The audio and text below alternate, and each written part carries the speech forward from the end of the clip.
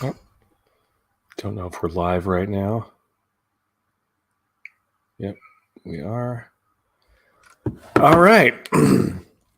Welcome, everyone, to the Phoenix Report. I'm Jack Connor, and this is actually something I tried to record a couple hours ago, but it didn't happen. So I'm just going to try it again live this week.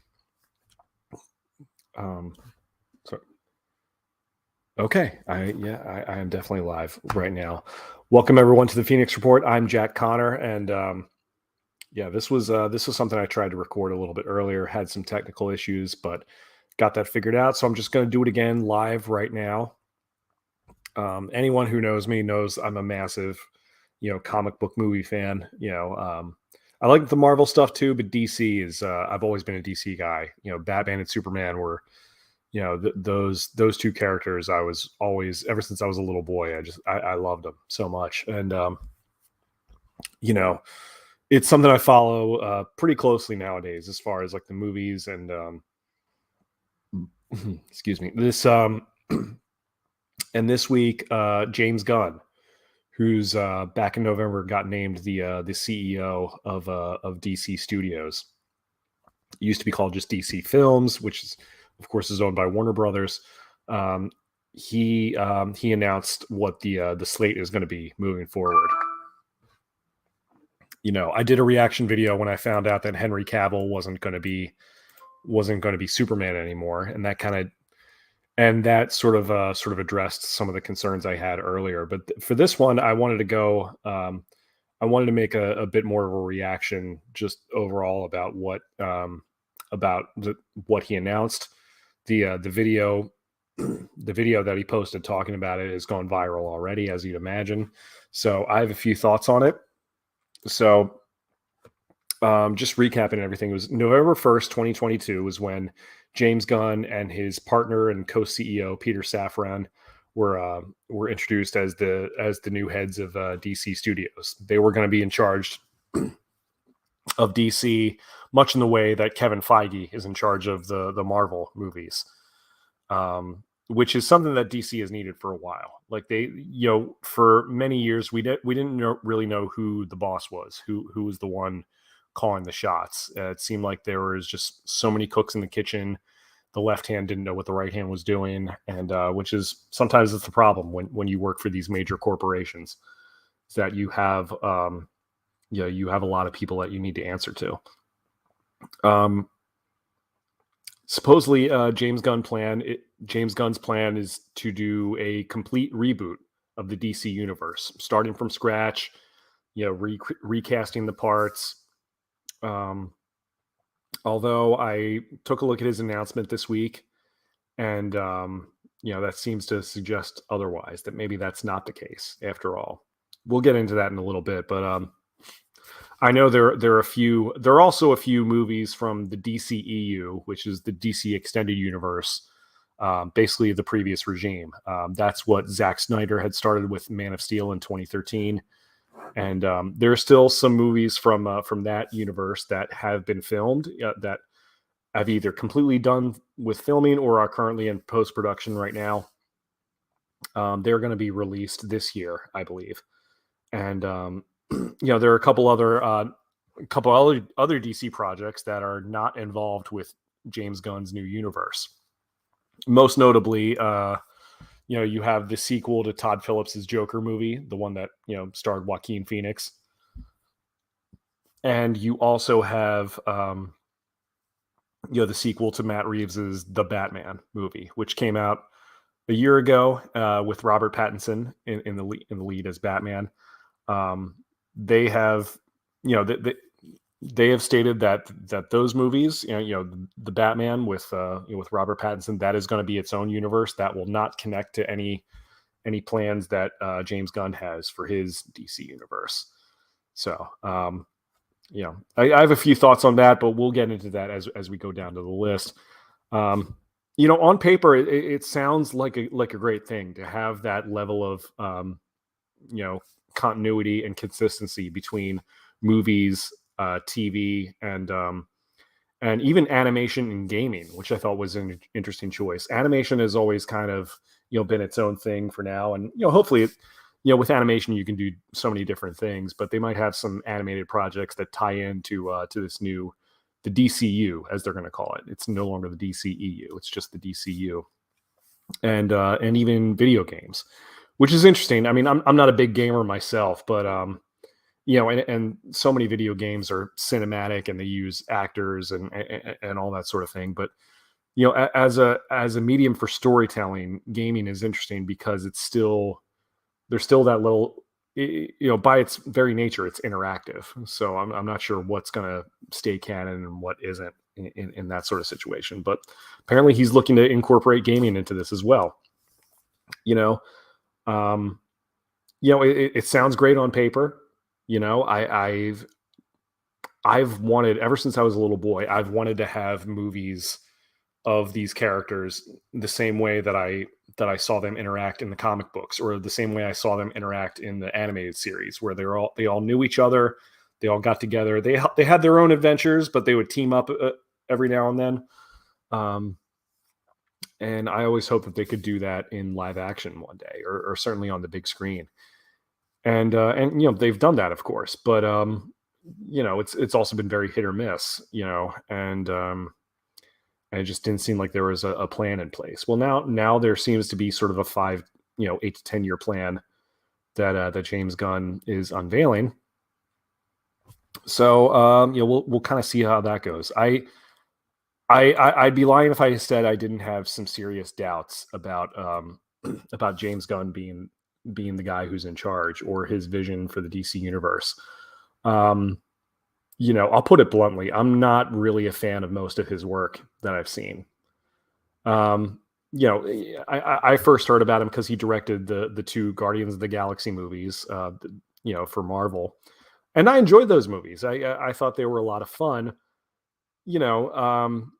They can be a bit of an acquired taste because yes, they have a lot of humor in it, and James Gunn's a very talented filmmaker and writer, obviously, but it's he has a certain style of humor and certain style of filmmaking, and some of the jokes, and got a little bit, I mean, no, there was nothing offensive in the Guardians movies, but it just, when you lean into the humor and the silliness that much, you border on the whole enterprise being a self parody, being a parody of itself. And I don't know. I'm not to say that there can't be any jokes or any lightheartedness in there, but like, you've got to find that balance between going too far, and there's a middle ground between something being a complete farce and something be so serious that it's not fun at all. Like, there's a big middle ground in between that, and a lot of times I felt that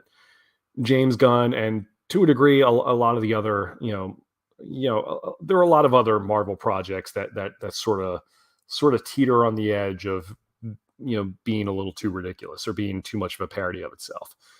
Like I said, I enjoyed the Guardians of the Galaxy movies he did, the ones he did for Marvel. I wasn't really fond of the Suicide Squad, which was the movie he did. It came out a year or two ago, I think. Didn't really particularly care for that. Had some cool moments in it, and had some funny stuff in there as well. But I wasn't really feeling it. Then of course that spun off into the Peacemaker show on HBO Max, the series, starring John Cena. A lot of people enjoyed it, but I didn't really care for it. I just, the problem I've got with James Gunn is that he doesn't seem like the type of guy who really is all that interested in honoring what these characters have been in the comics. I think he's knowledgeable, certainly. I think he's a smart guy. But he's one of those guys, he wants to put his spin on everything. And he's certainly not the first director to do that. This guy fancies himself as this like edgy auteur who wants to insert, a lot of his own biases in it. And that's nothing new in Hollywood. This has been going on for years. I mean, even back to Tim Burton in the 90s, and Zack Snyder and Joss Whedon, and even Christopher Nolan. Whether you love these guys and their work or not, I think all of them, to a degree, have been guilty of of taking these existing properties and kind of putting their own spin on it to the point of, you know, being a little self-indulgent, in my opinion. Um, and honestly, I haven't seen anything from James Gunn to suggest otherwise. There's certainly pros and cons to that approach, depending on how you feel about it. Um, I don't know. I don't view James Gunn as being the guy who's going to be objective about these things, and I don't think he really cares about honoring the source material. I really don't. I never read the original Guardians of the Galaxy comics, by the way, but I know a lot of people who are, diehard Marvel readers, and they've suggested that, like, characters like Drax and Star-Lord were much more serious characters in the comics than they were on screen. And I don't find that hard to believe. If I was a diehard Marvel or Guardians fan, I'd probably be pretty upset about that too. I saw it happen with Peacemaker. Peacemaker in the comics, who I didn't really know that much about him, but from what I understand, he's almost nothing like he was on the show as played by John Cena. There was another character on there, Vigilante, who was just turned into a complete goof. And I know for a fact that character is much more serious in the comics, and even on the CW show Arrow was depicted as being a much more serious villain and serious character. So yeah, I wasn't too thrilled with that.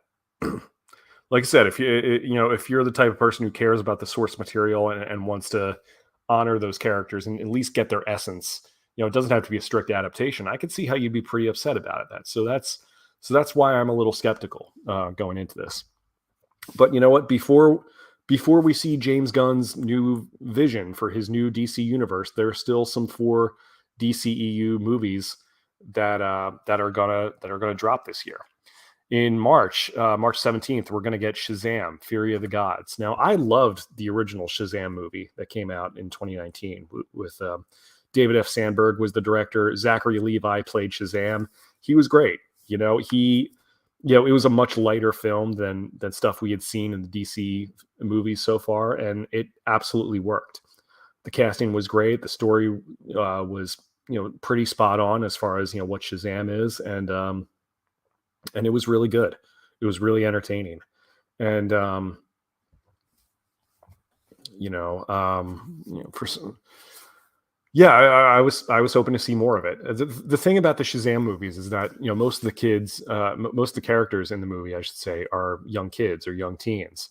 So it's like, ooh, probably shouldn't wait every 4 years to make a sequel. Like, you gotta, those kids are going to grow up pretty soon, so you gotta really strike while the iron's hot. But that is finally coming out this March. We've seen trailers for it.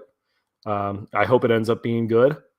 We'll see. We'll see how it turns out. But we'll even see if Zachary Levi, continues to play Shazam.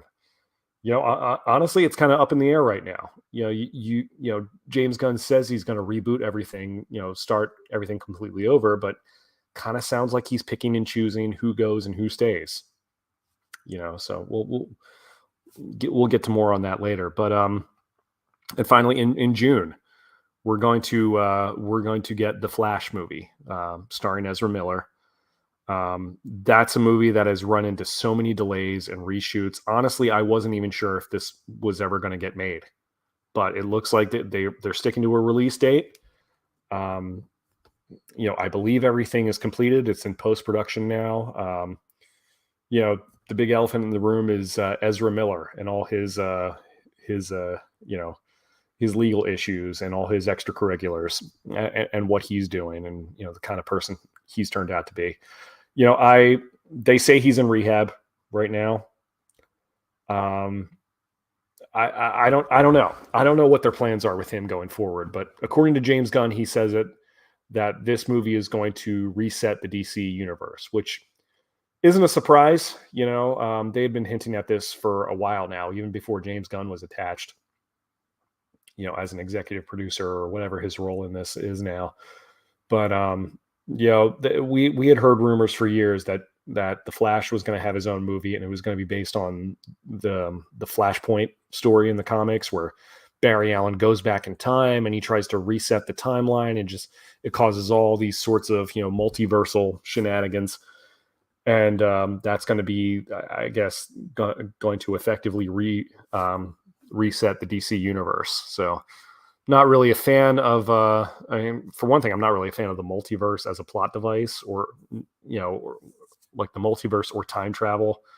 I feel like that's just like something these stories go to when they've run out of ideas. I don't really like it as a plot device. I feel like there's a lot you could do without having to go to that well, and it's very hard to do that well.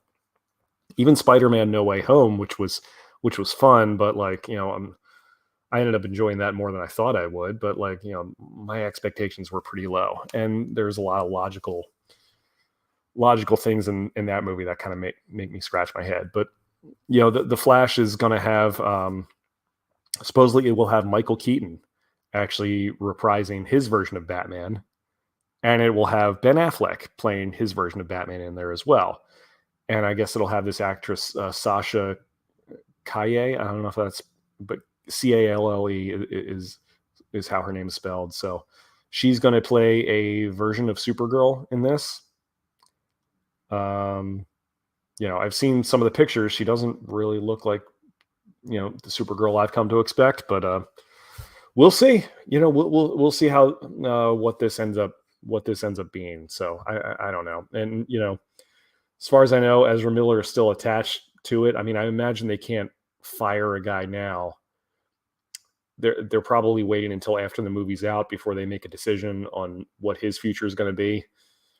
There are all kinds of theories about why Ezra Miller has not been fired yet. Why he's not in jail right now, quite honestly, with some of the stuff he's been doing. So who knows? I don't want to get into that. I don't want to speculate it. Makes me wonder what Ezra Miller has on some of these studio heads, by the way, but that's another conversation for another time. But let's see. Then we have Blue Beetle in August 18th. That's the release date. Blue Beetle is interesting. I had heard that they were making this movie for a while. I didn't know if it was still going on. I didn't know it was going to get released theatrically. Like I thought Blue Beetle was going to kind of be like the Batgirl movie, and that it was supposed to come out strictly on HBO Max only. But it's getting a theatrical run.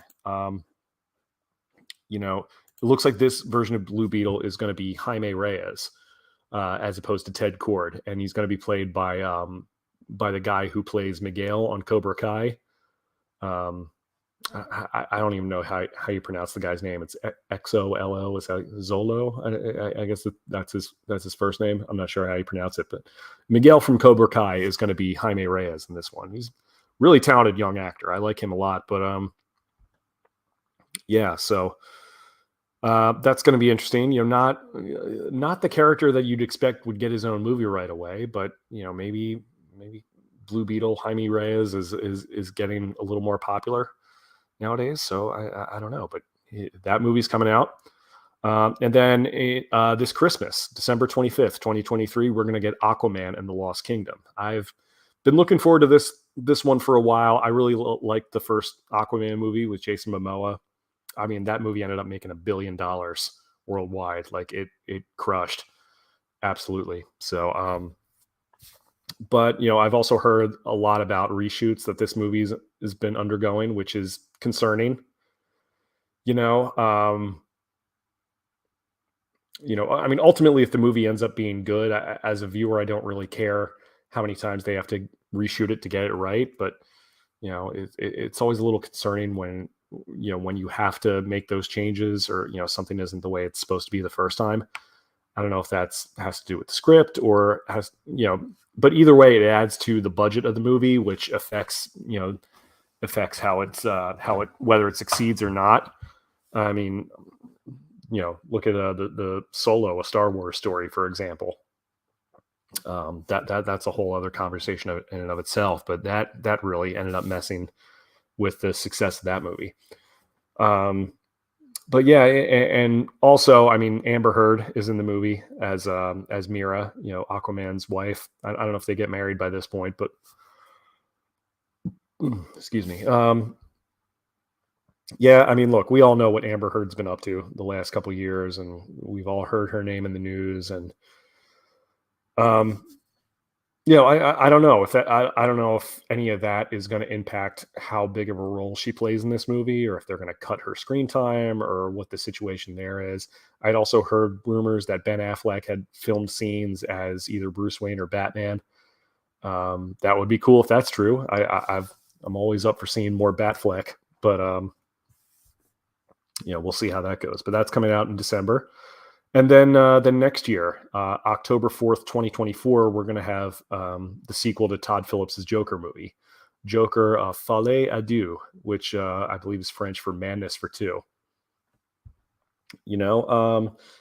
Kind of felt like we said everything we needed to say with the first Joker movie. Joaquin Phoenix was excellent in that as Arthur Fleck / the Joker. And that is sort of in its own pocket universe. It's not really connected to anything else, DC, which is fine. I don't have a problem with that, but I don't know. I didn't feel like we really needed a sequel to that movie. I felt like that was kind of its own standalone story, but they're moving ahead with it. They're going to have Lady Gaga as Dr. Harleen Quinzel. I don't know if she's going to be in costume as Harley Quinn. I imagine they're going to put her in, in the costume at some point. So that's happening. I don't know how I really feel about that. Like I enjoyed the first Joker movie a lot more than I thought I would. So, I'd be curious to see how that turns out. And so finally that leads to, the start of James Gunn's plans for the DCEU. I think I'll go through the TV shows that he announced first, because I think this first TV project is coming out is coming out before any of the movies, and that is Creature Commandos. Now that's going to be an animated series that James Gunn supposedly has wrote all the episodes for. It's going to be about this team that Amanda Waller recruits, like a black ops team out of like prisoners who are monsters. You're going to have Dr. Phosphorus, who's sort of an obscure Batman villain. Frankenstein's monster, the bride of Frankenstein. And little known fact, Frankenstein is actually in the DC universe, in the comics. It's like sort of an obscure book, some of the Creature Commando stuff, but apparently that's been around for a while. And so this is the first sort of adaptation that they're having. This sounds like something that's right up James Gunn's alley. Like it sounds like something he loves, taking, the obscure characters and, putting his own spin on them. And, it's basically what he did in Marvel for Guardians of the Galaxy. I know that there was just on HBO Max, there was the Doom Patrol series, which isn't a part of this, but it's but like that show is wrapping up. It sounds like a similar vibe what they're going for. They have these sort of the outcasts, the freaks, and they're all getting together and doing these black ops missions. Kind of sounds like the Suicide Squad, but not really. And I guess they're gonna have Rick Flag Sr. and Amanda Waller is going to be part of it. I don't know if Viola Davis is going to voice Amanda Waller, but I assume she is, because they announced that Amanda Waller is going to have her own show just called Waller, and it will star Viola Davis. And it will probably it'll be a spinoff of The Peacemaker. And so, it'll have Amanda Waller getting her own show with, all the actors and characters from the Peacemaker series, which there's this character, Amelia Harcourt, who's played by James Gunn's wife. So, I get it, that's part of his creation. He wants to use it, but at the same time, is this going to be a reboot or not? Like, I feel like you shouldn't pick and choose. If you're going to reboot the universe, go all the way with it. If you're not going to bring back Henry Cavill or Ben Affleck, then you can't say, oh, well, maybe we're going to keep Ezra Miller and then going to keep Jason Momoa as Aquaman, or like, they haven't really said for sure if Gal Gadot is coming back as Wonder Woman. That's going to be confusing for the average moviegoer. It's confusing for me as like being a diehard fan. So, I feel like James Gunn, he's got a brain here. Like what direction is he really going to go with this? Is he serious about rebooting it? If so, you know, then we shouldn't see more Peacemaker or Waller unless that's going to be Elseworlds, which I don't think it's going to be. And I understand that his wife is in it. It's something that means a lot to him, but at the end of the day, this shouldn't be about what James Gunn. It shouldn't be about what James Gunn wants. It should be about what's best for DC and what's best for the fans and best for what people want to see. So I don't know. And not to mention Amanda Waller. I'm not really excited about that character getting her own show. I'm just not. I think Amanda Waller's a great character. I think Viola Davis is a wonderful actress. She is just spot on for the role. She does great. Like, we most recently saw her as Amanda Waller in Black Adam. But Amanda Waller is not. She's not a sympathetic character by any means. I think. She's not necessarily like a complete villain, but she's definitely not a hero. She's definitely not a good person. I mean, in that first Suicide Squad movie, David Ayer directed, not the James Gunn one, but you saw Amanda Waller just shooting her coworkers just in the head, point blank, and not even blinking. Just because it was part of, it was crucial to her mission, and that she didn't want people to talk. She is a stone cold sociopath.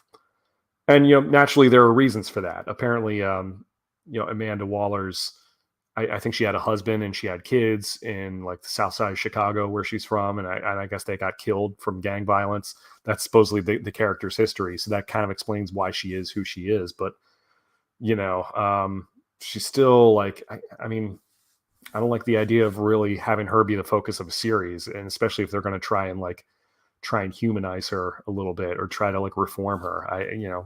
I don't think that's right for Amanda Waller. So can't say I'm really looking forward to that, but it looks like that's going to happen. But what I am looking forward to is Lanterns, which is going to be a new HBO show that's going to focus on the Green Lanterns, Hal Jordan and Jon Stewart. Supposedly it's going to take place mainly on Earth. James Gunn compared it to True Detective.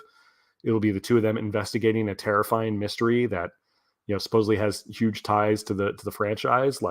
That sounds cool. A Green Lantern show where it's Hal Jordan and Jon Stewart are buddy cops, on solving a mystery together. That I'm down. I'll go see that.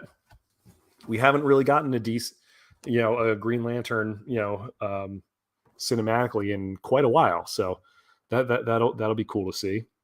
Then he also announced Paradise Lost, which takes place on Themyscira, which is where Wonder Woman comes from.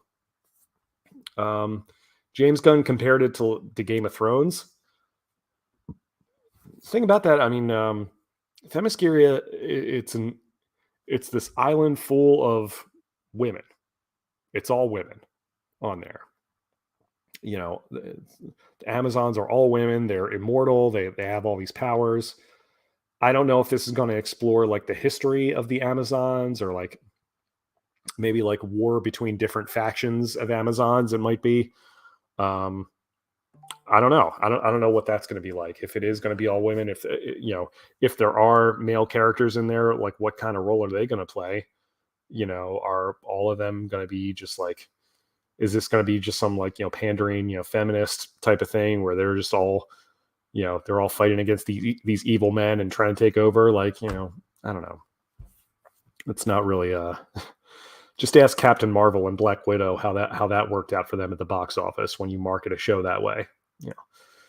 I don't want to get on a whole rant about that, but that's something that just kind of makes my eye roll immediately. But who knows? It could end up being really good. I mean, Wonder Woman's a great character, so I don't know if Gal Gadot is going to tie into this at all, or I mean, who knows? I mean, I know they're not keeping Henry Cavill, so I don't know. It's like I said, either reboot it or don't. James Gunn, you got to figure it out. And then Booster Gold is getting his own show. Booster Gold is sort of an obscure character. Came out, let's say, in the late 80s, or I remember reading a lot about him in the 90s. He's sort of a sillier character. He's this guy from the future who travels back in time because he wants to be famous. He wants to be recognized as this big hero. And again, you guys, I already said how I feel about time travel, but he's kind of a funny character. And in the comics, he's like best friends with Ted Kord, who's the Blue Beetle before Jaime Reyes. So I mean, I imagine you can't really do a Booster Gold show without Ted Kord. So I don't know how that's going to factor into it, but that sounds like, I mean, knowing James Gunn, maybe Chris Pratt gets that role. Who knows? There's a history there, certainly. So I could see Pratt getting hired to play either like Hal Jordan or Booster Gold. That would totally make sense to me. So let's get into the movies now. Apparently, the film side of the new DCU will kick off on July 11th, 2025 with Superman Legacy. That's the new Superman movie that James Gunn is writing. He's writing the script right now. He says that's going to be the true beginning of the universe, of the new unified DC universe. According to its release, it says the Superman movie will, quote, focus on Superman balancing his Kryptonian heritage with his human upbringing. Sure. I mean, it kind of sounds like just about every Superman story to me. That's kind of what Superman's all about. Like I said, it's not going to be Henry Cavill. It's going to be presumably a younger actor, but it's not going to be an origin story either. I wouldn't mind if it was an origin story, but so I'm not sure what they're doing with this. The title Superman Legacy, that's kind of an interesting choice for a title. Like, what does that mean? Does that mean it's going to be like that story All-Star Superman by Grant Morrison, in which he's dying, but he goes around the world performing all these superhuman tasks, kind of like Hercules. I don't really know. I don't really know what Superman Legacy is that supposed to mean. Is that supposed to refer to his son, who is in the comics right now, Jonathan Kent? I don't know what they're doing with that. Are they using Clark Kent to prop up new characters and phase him out? I don't know, but it wouldn't surprise me. I mean, for God's sakes, look at the new Doctor Strange movie. That was all about, propping up Wanda Maximoff and America Chavez and all these other characters. The movie spent the whole movie, they were just telling Doctor Strange what a piece of crap they thought he was. And Doctor Strange being like, yeah, I am a terrible person. And that's, it's just like you're building off these other characters at the expense of, the title character. And I really hope that's not what they're doing with this Superman movie. We'll see, but that's going to happen. Then there's the Authority. Now, I don't really know a lot about the Authority. From what I understand, they're from the Wildstorm universe, or either Wildstorm or Image Comics, which was, I believe that company was bought by DC a number of years ago. So I don't even know if these characters in the comics are from the same universe as like the main DC characters. I don't really know much about these characters, but from what I read in the description, they're another one of these teams of superpowered individuals, who are very, very violent, very like, they find criminals and they kill them like brutally. And it's very dark. It seems like very violent, probably very sexual too. Like, it kind of sounds like more of the same of what we've been getting for a lot of years. Like, you had Kick-Ass, that movie that came out years ago. You have The Boys on Amazon Prime, and Invincible, and all these other, even The Watchmen, like all these other stories that are just like all about deconstructing the superhero and having these characters who just do terrible things. And I don't know. That's such an odd choice to lead with if you're building a DC, movie universe, which from what I've never even seen like the Justice League or any of those characters interact with any of the Authority before. I don't know if they've done that in the comics or not, but like, I don't know how you're going to mix those two and have that, be the beginning of your universe. The only characters in there that I was told about were these characters, Apollo and Midnighter, which are basically like, Wish.com versions of Batman and Superman. This whole thing sounds like a Justice League knockoff, but the twist is that Apollo and Midnighter are apparently a gay couple, and they get married at some point.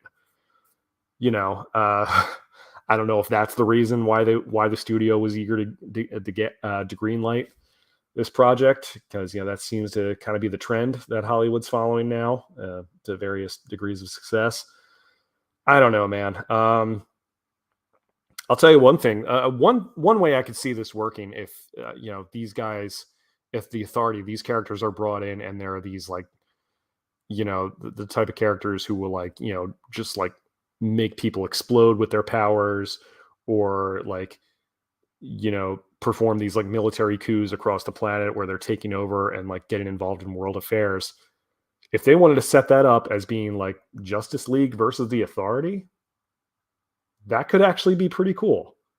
Like that would make sense, if they're building to that. But I don't know if that's what they're doing with this. So so we'll see. But and then we get Batman, the Brave and the Bold, which is going to be James Gunn's. It'll be James Gunn's main universe Batman. And keep in mind, Matt Reeves' The Batman 2 is also coming out in a few years. So you're going to have two separate iterations of Batman coming out at relatively around the same time. Apparently this is going to be based on the series that Grant Morrison did in like the mid 2000s, where it'll sorry, I've got a little bit of congestion here, but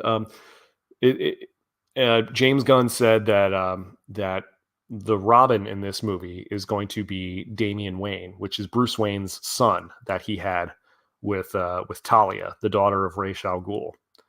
Now, Damian Wayne, for those of you who don't know, he's yes, he is Bruce's biological son. He was raised by his mom and by his grandfather, and trained in the League of Assassins, or the League of Shadows, whatever they're called. But he's basically a young kid who is a trained like an assassin, trained from birth. Absolutely brutal fighter and character, and has no qualms about killing people. And of course, James Gunn said that that's his favorite Robin, which tells you a lot you need to know about James Gunn right there. But I'm not a big fan of Damian Wayne as a character. I kind of understand that they want to do a redemption sort of thing where he wants to be more like his father and he wants to be a hero. But, based on the projects I've seen that character in, they've really tried to make that character popular. And to a degree he is, but I mean, a lot of people, myself included, don't really like him. I think he's a bit of a brat, and I don't think he, it's hard to see how this kid ends up becoming a hero, or tries to be any sort of like normal, like functioning human being. And it's also, I mean, the whole reason why they recasted Henry Cavill as Superman was that they wanted to go younger, which makes sense, especially if you're developing an 8 to 10 year plan, if you want to reboot the universe. But if you're doing a brand new Batman and you're starting with Damian Wayne as the Robin, that feels like something that shouldn't happen until a little bit later into Batman's career. Batman probably doesn't learn about Damian until, I don't know, at least about like being 10 years into his career. And you've already had at least three other Robins by that point. You had Dick Grayson, who became Nightwing, Jason Todd, and then Tim Drake. And even if you count Stephanie Brown, who I think was Robin for a little bit, but she has her own identity called the Spoiler, who's pretty cool. The silver lining into this is that we could actually get the Bat family on the big screen. You could get Barbara Gordon and Dick, and Jason and Tim and the Huntress and all these other characters.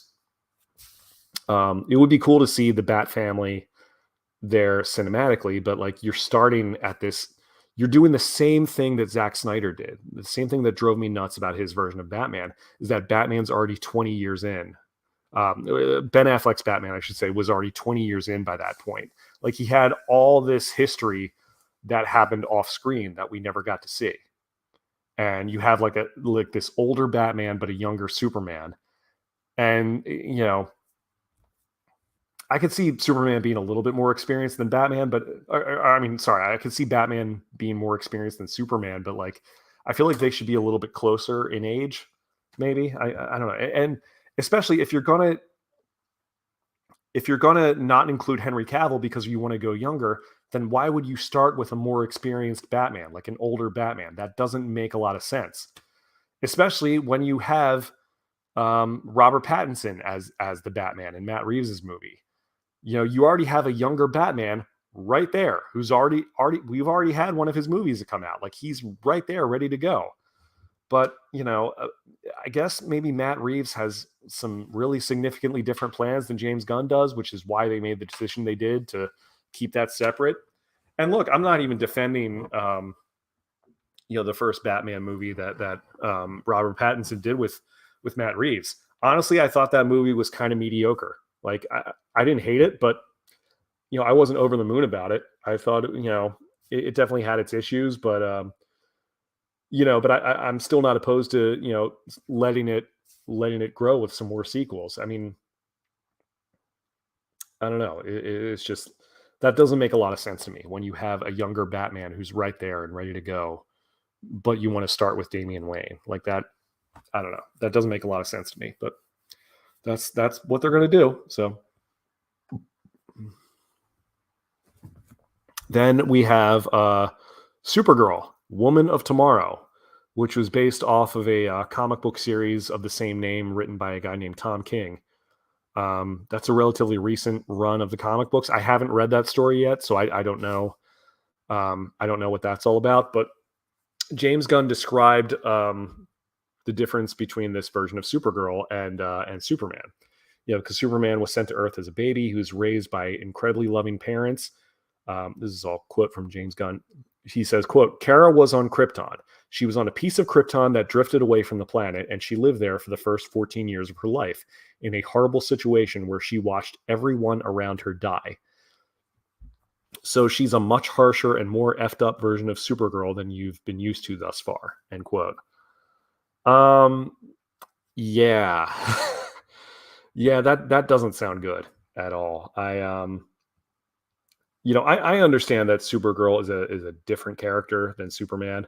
Supergirl's had a very complicated history in the comics and on screen. It's, you know, there have been a lot of different iterations of her. Supergirl is Superman's biological first cousin, Kara Zor-El. She was born on Krypton, and she was older than Kal-El. Kal-El was just a baby, and she was already a teenager by this point. She was sent to Earth by her father, Zor-El, the brother of Jor-El, and I think she was trying to escape Argo City or the planet Argos, you know, depending on the version that you read.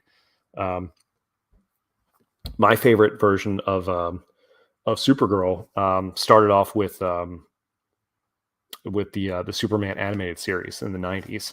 The only difference in that one were that she and Clark weren't blood related, which I think they should be, honestly, because I feel like you get that stronger family connection. But Superman rescues her from the planet Argos, and he brings her to Earth. She was in suspended animation for years, which is why she's still a young girl. And even though her baby cousin has already grown up to be Superman, but he takes her to Earth and teaches her how to use her powers.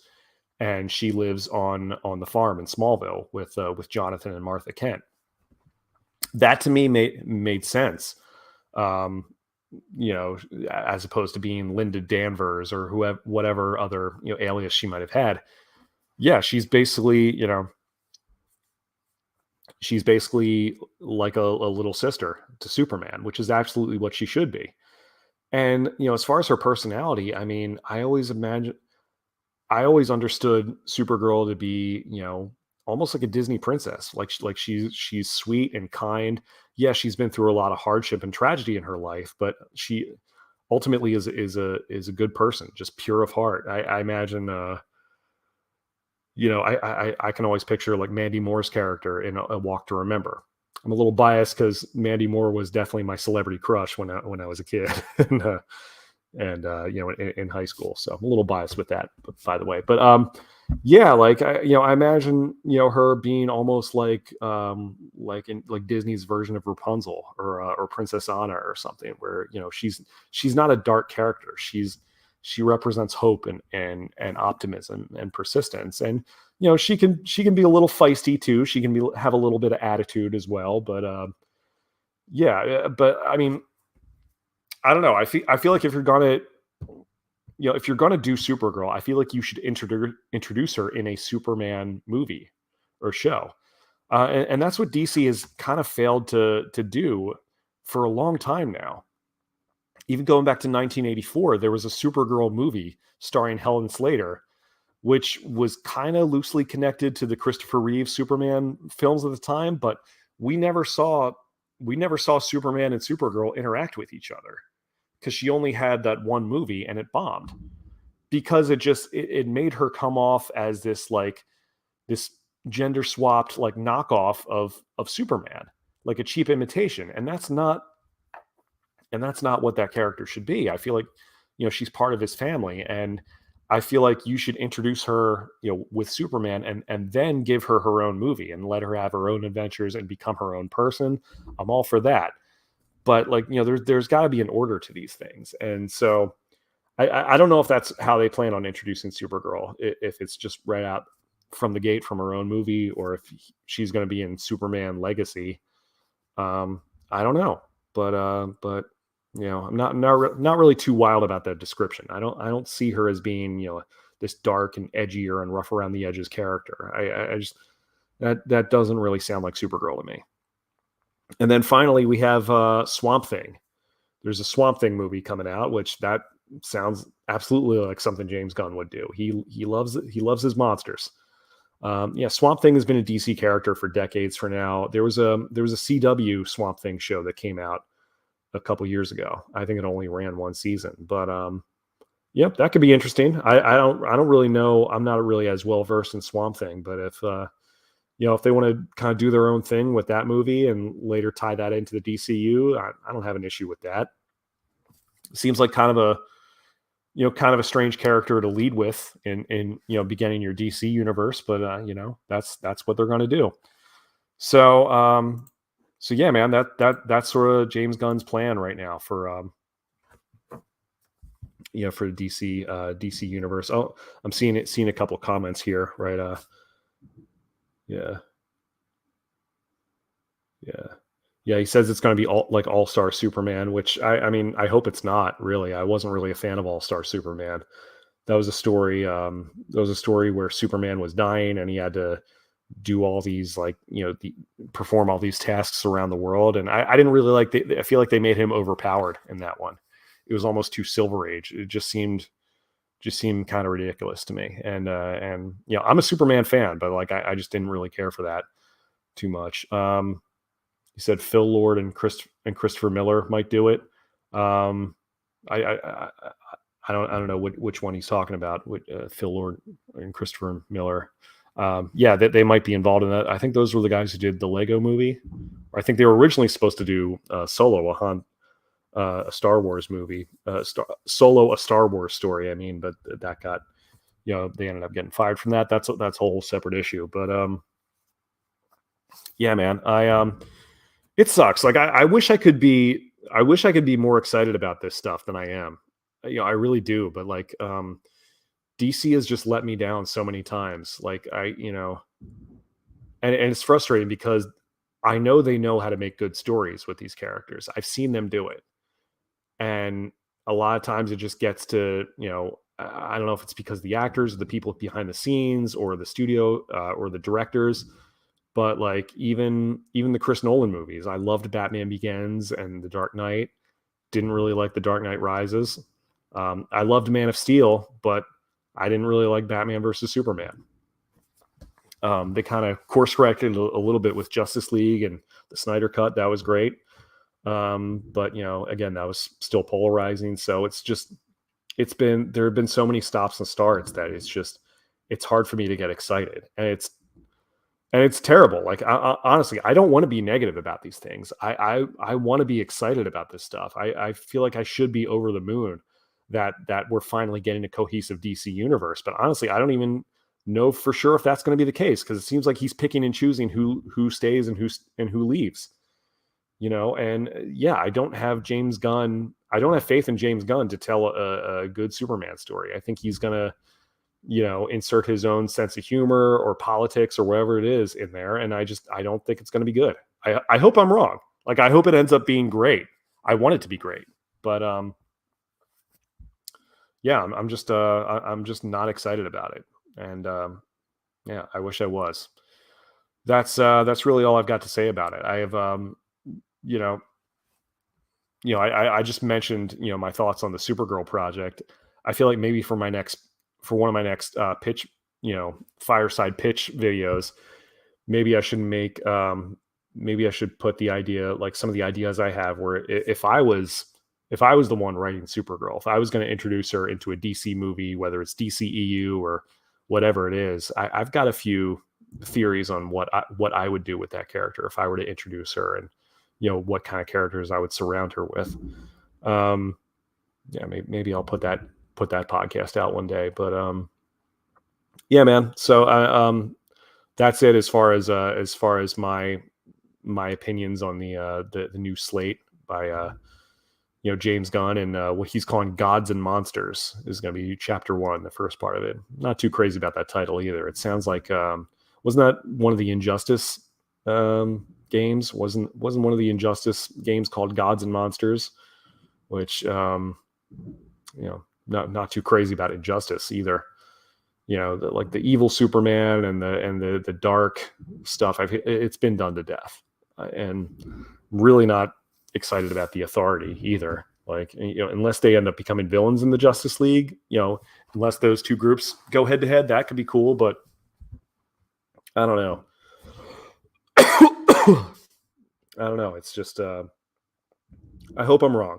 I hope it ends up being good. But what do you guys think about it? Make sure you leave a comment, hit like, and subscribe. Click on the notification bell to get updated anytime I post something new. If you're listening to the audio version of this on a podcast, make sure you hit subscribe, leave a nice review. I'd appreciate that. Let me know what you guys think of the future of DC. Are you guys excited about it? Do you have anything you're looking forward to in particular? Do you have any ideas of what you would want to see? Did you want to hear my take on certain characters and certain properties and certain things that I would do? If you're interested in my ideas, let me know. I want to make this channel the best it can be, and I appreciate you guys for sticking around this long and listening to whatever I have to say. Check out all my links below in the description. If you want to follow me on social media, you're more than welcome to if you haven't already. Thank you guys for tuning in. This has been the Phoenix Report. I'm Jack Connor, and yeah, we're going to see what happens. So, but I wish James Gunn the best of luck. I really do. See you guys later.